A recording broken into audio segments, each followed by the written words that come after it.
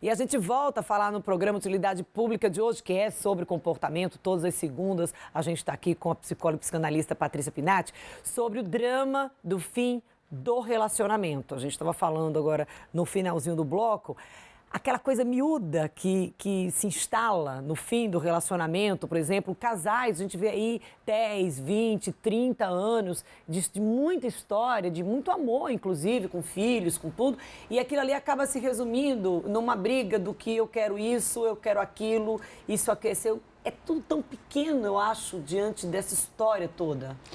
Mas isso está caracterizado como uma vingança, na verdade, uma retaliação. Você feriu as minhas expectativas, né? As minhas, da minha fantasia. Então, eu não admito aquilo. E quando a gente entra na questão do rompimento, a gente tem que lembrar de um sentimento que aparece muito forte aí, que é o sentimento de rejeição. E a gente tem pavor a ser rejeitado.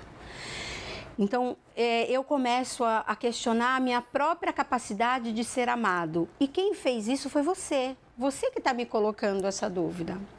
E aí eu não admito. E entra aí o processo da raiva, né? Então eu vou te retaliar.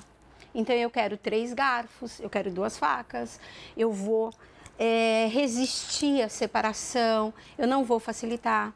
Uma coisa que acontece é a alienação parental, né? Que é muito, muito, muito complicada, porque você tenta colocar os filhos contra aquela pessoa, que na verdade as crianças não têm absolutamente nada a ver com isso. Eu falo para os pacientes no consultório, o seu relacionamento começou muito antes dessas crianças, desses adolescentes chegarem. Para vocês, eles são só pais.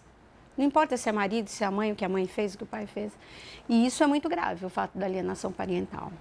Então, eu entro numa revanche com você, porque eu quero que você sofra, eu quero te machucar na mesma proporção que você fez comigo. Isso acontece quando há uma terceira pessoa e quando não há uma terceira pessoa. Exatamente. Porque você feriu a minha ferida narcísica ali. Entendeu? Você tá me machucando como pessoa, como mulher. Você não me quer, ou como homem, você não quer.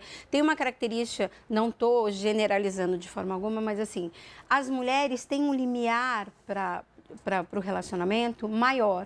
Elas insistem mais, elas vão mais, elas tentam. Mas quando elas colocam um ponto final, geralmente é muito cruel, assim. Né? Elas ainda continuam cuidando do parceiro, geralmente, como amigo. E os homens têm muita dificuldade de aceitar. Os meninos, eles geralmente não rompem relacionamentos. Eles se envolvem com uma outra figura para terem força, para conseguirem sair de um para entrar em outro. As mulheres geralmente ficam sozinhas e os meninos já têm outras pessoas. Mas no geral, não é para todo mundo, né? Senão vão dizer que meu marido quer se separar, já tem outra. Não necessariamente. E tudo isso é muito doloroso. Ninguém ganha com a separação. Isso tem muito a ver com a questão daquele sentimento de posse. Com certeza. Que é equivocadíssimo quando a gente está falando de relação entre as pessoas. Principalmente a posse masculina, né? Tanto que os crimes passionais são cometidos mais por figuras masculinas, pelos homens, do que pelas mulheres. Né? Porque o homem, aquela mulher é dele. Ele não aceita o fim da relação. E, pelo amor de Deus, essa mulher sair com outra pessoa. Aquilo é insuportável. E é interno mesmo, insuportável para ele imaginar. Encontrar essa pessoa, mesmo que isso aconteça meses, um ano depois, com outra pessoa. É muito difícil, porque você entra num processo de comparação, né? Vamos falar dos meninos. Então, encontrar a sua ex-mulher com outro indivíduo, ele olha, ele quer saber se tem mais poder, se é mais forte que ele, o que esse cara está fazendo. E as meninas, geralmente, né, se é mais bonita, se é mais magra, se é...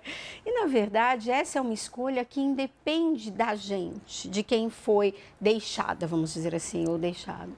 O outro tem todo o direito de gostar de quem ele quiser. Então, se o relacionamento se desgastou, teve uma parcela das duas partes, óbvio, mas o outro tem o direito de não gostar da gente, e isso que a gente não admite. Mas por que não eu? Muitas pessoas param, e eu digo assim, a gente, porque eu tô falando assim, a gente, nós mulheres, nós homens, nós relacionamentos, é de cuidar da relação. Cuidar da relação, infelizmente, lamentavelmente, equivocadamente, não está na lista de prioridades. Você Exatamente. cuida do seu trabalho, você cuida da sua família, que eu digo assim, pai, mãe, você cuida dos filhos, mas você não tem o hábito de cuidar da relação. De fazer uma coisa que o outro goste, de fazer eu não digo uma surpresa, mas assim, alguma coisa que surpreenda. Nem sempre o que surpreende a pessoa é uma surpresa. Você criou ali, fez uma festa, não é isso que a gente está falando. A gente está falando de atos, às vezes, singelos. Cotidiano. Que você Simples. cultive aquela relação todos os dias. Porque eu acho que equivocadamente as pessoas pararam de cultivar a relação. A gente vê muitas pessoas preocupadas com várias outras coisas, cuidando e se preocupando de várias outras coisas e deixando de lado uma coisa que é importantíssima, que é quando você chega em casa, que é aquela paz dentro de casa, quando chega uma hora de folga, quando chega o dia de folga, que deveria ser um momentos plenos de felicidade. E que se você não cultiva, eles deixam de ser. Porque naquele dia que você queria curtir a dois, curtir a família, dois mais os filhos, você já começa a fazer programação paralela. Não, eu vou sair com os filhos. Não, eu vou para a casa da minha mãe com os filhos. Eu vou sair com o cachorro. Você começa aí, você não consegue reunir, né? Entra num botãozinho automático de acomodação, que no começo pode parecer confortável, mas depois ele começa a ser muito desconfortável, porque começa a fazer falta. Então, ter um relacionamento dá trabalho. Ser feliz dá trabalho. Ter um relacionamento sadio dá trabalho. É um beijo na testa, uma ligação na hora do almoço. Amor, o que você fez? Como é que você está? Pequenos cuidados, inserir no cotidiano masculino e feminino que aquela pessoa que está com você é uma pessoa importante, que aquela pessoa vai te fazer falta e que aquela pessoa merece cuidados. E pequenos cuidados singelos. Passou na padaria, foi pagar a conta lá do pãozinho, leva um sonho de valsa. Tão fofo, não custa nada e a pessoa se sente querida. E a recíproca é verdadeira.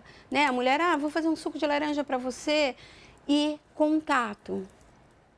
Um abraço, um chamego que os casais perdem, o beijo que se perde depois do namoro e as conversas, né? Conversa do dia a dia, se importar com o outro. Essas coisas, se a gente encaixar no cotidiano, eu acho que tem mais chances da gente ter relacionamentos mais duradouros e mais saudáveis. E que se prestar atenção, os dois lados fazem isso com todo mundo. Exatamente. Entendeu? Os dois lados fazem isso. Olha, cada um faz no seu trabalho, cada um faz nas suas redes sociais, cada um faz ali com seus amigos. O amigo, você manda às vezes um amigo, uma amiga, olha, um bom dia, uma brincadeira ali por uma mensagem no WhatsApp. Sim. Ou seja, você faz isso com todo mundo. Não tem que ter esse fator de exclusão com quem justamente você deveria cultivar uma maior aproximação. E está compartilhando a sua vida ali todos os dias. Porque é uma vida compartilhada. E sobre essa questão aí da vida compartilhada, a gente estava no fim do relacionamento, a gente voltou para o relacionamento, para daqui a pouco a gente sair de novo. A gente vai continuar, Patrícia, o nosso bate-papo daqui a pouco, 2 minutinhos, não sai daí.